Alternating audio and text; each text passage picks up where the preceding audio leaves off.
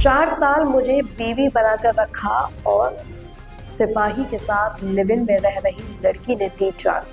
नमस्कार, आप देख रहे हैं कंटाप टीवी और मैं हूं आपके साथ आरती। हर पल की बड़ी और सटीक खबर दिखाने का हमारा है वादा। तो चलिए बढ़ते हैं इस वक्त की बड़ी खबर की ओर। देखते हैं ये पूरी रिपोर्ट। आगरा में पुलिस महकमे से जुड़ा एक संवेदनशील मामला सामने आया है। सदर थाना क्षेत्र में एक युवती ने आत्महत्या कर ली। वह थाना ताजगंज में तैनात एक पुलिस कांस्टेबल के साथ लिव इन रिलेशनशिप में रह रही थी। मरने से पहले उसने एक वीडियो बनाकर सोशल मीडिया पर वायरल किया, जिसमें उसने कांस्टेबल पर शारीरिक और मानसिक उत्पीड़न के आरोप लगाए। उत्तर प्रदेश के आगरा में रिश्तों के टूटने और भरोसे के बिखरने की एक दर्द। मरने से पहले उसने एक वीडियो बनाकर सोशल मीडिया पर वायरल किया, जिसमें उसने एक पुलिस कांस्टेबल पर गंभीर आरोप लगाए।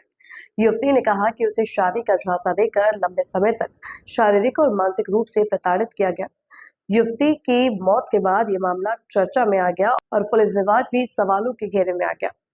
लिव इन रिलेशनशिप में रह रही थी महिला। जानकारी के मुताबिक युवती आगरा में तैनात एक पुलिस कांस्टेबल के साथ लिव इन रिलेशनशिप में रह रही थी। आरोपी कांस्टेबल की पहचान जेवी गौतम के रूप में हुई है, जो ताजगंज थाने में तैनात था। बताया जा रहा है कि दोनों के बीच काफी समय से संबंध थे और युवती का आरोप था कि कांस्टेबल ने शादी का वादा किया था। और उसका बड़ा भाई एक तरफ मुझसे ये कह रहा है कि तुम शादी कर लो, और एक तरफ जेबी गौतम मुझसे ये कह रहा है कि मेरे घर वाले तुमसे शादी नहीं करने देंगे। अरे मत करने दें, मत करो कोई शादी, किसी लड़की को धोखे में तो मत रखो। जो कि उसका बड़ा भाई, मैं उसकी गवाह हूँ, वो अपनी दूसरी बीवी को लेकर यहाँ पर फ्लैट पर आकर रहा 3 दिन। क्या उसको तब समझ नहीं आया कि मैं उसके भाई के साथ बीवी बन के रह रही हूँ? वो क्यों समझेगा? उसने खुद अपनी बीवी छोड़कर उसने दूसरी लड़की रख रखी है शादी करके, जबकि उसका तलाक तक नहीं हुआ।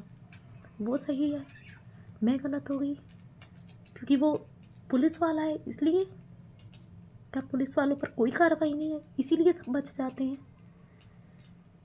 अगर यही सब सच है तो ऐसे कानून से मुझे कोई उम्मीद नहीं है, कोई उम्मीद नहीं है।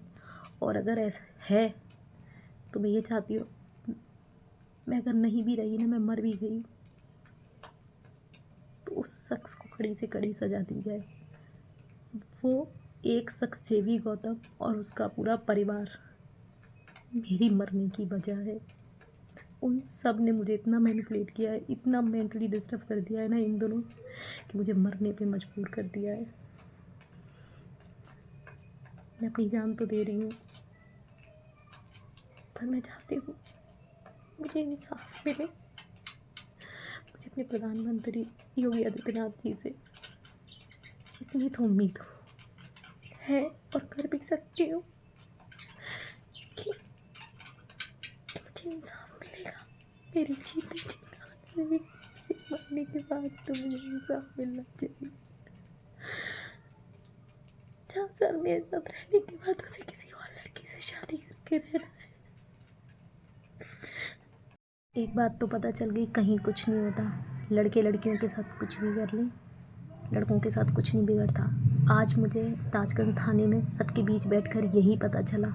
वहाँ गई मैं मुकदमा दर्ज कराने। जेबी गौतम ने मेरे साथ शारीरिक, मानसिक सब तरीके का शोषण किया। 4 साल मुझे अपने साथ अपनी बीवी बनाकर रखा, और मुझे उन लोगों ने कहा कि इस केस में कुछ नहीं होगा, वो निकल जाएगा।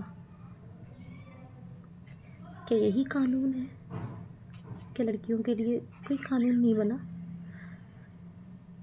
जो हमारी रक्षा के लिए ही बैठे हैं, वही अगर हमें ये समझा कर भेज दें कि कुछ नहीं होगा, तो हम कहाँ जाएं? हमारे पास कोई और जगह नहीं है मरने के अलावा। फिर मुझे हर जगह सब ने मुझे, किसी ने मुझसे कहा कि छोड़ दो उसे, किसी ने मुझसे कहा मुकदमा मत करो, तुम भटकोगी, तुम परेशान होगी। और तो और जेबी गौतम ने तो मुझसे ये कहा कि मैं न जाने किस किस के रिश्ते में रही, जबकि 4 साल तक मैं उसके साथ रही। मुझ पर इतने इल्ज़ाम लगा दिए। सामने आया है, मरने से पहले एक वीडियो भी सर उसने बनाया, क्या है पूरा मामला? देखिए, दिनांक 11/12 की रात में थाना क्षेत्र सदर में एक सूचना प्राप्त हुई थी कि एक महिला ने फांसी लगा ली है। जब थाना पुलिस मौके पर पहुंची, उनके परिजनों से मिली तो उन्होंने बताया कि उक्त महिला का एक आरक्षी कंप्यूटर ऑपरेटर जिसका नाम जेबी गौतम है, उससे अफेयर था। पिछले 3-4 साल से वो लगातार लिव इन रिलेशनशिप में उसके साथ रह रहा था और विगत कुछ दिनों से जब शादी की बात हुई तो शादी की बात पर कंप्यूटर ऑपरेटर ने मना किया, जिससे क्षुब्ध होकर महिला ने आत्महत्या कर ली। तत्काल पुलिस ने इस पर एक मुकदमा 151/26 लिखा जिस और जो धारा 69 और 108 में लिखा गया है। और जब हमने जांच की तो उसमें ये बात प्रथम दृष्टया सही पाई गई कि उससे वो रिलेशन में था और उससे शादी ना करने को लेके वो क्षुब्ध हो गई।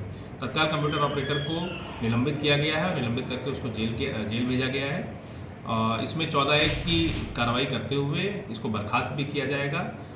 जो सवाल आपने पूछा कि थाने पे जो उन्होंने आरोप लगाया, थाने पे किसी भी प्रकार का कोई प्रार्थना पत्र नहीं दिया गया है और जब इसमें पुलिस को जब भी इसमें सूचना मिली, पुलिस तत्काल इस पर कार्रवाई की।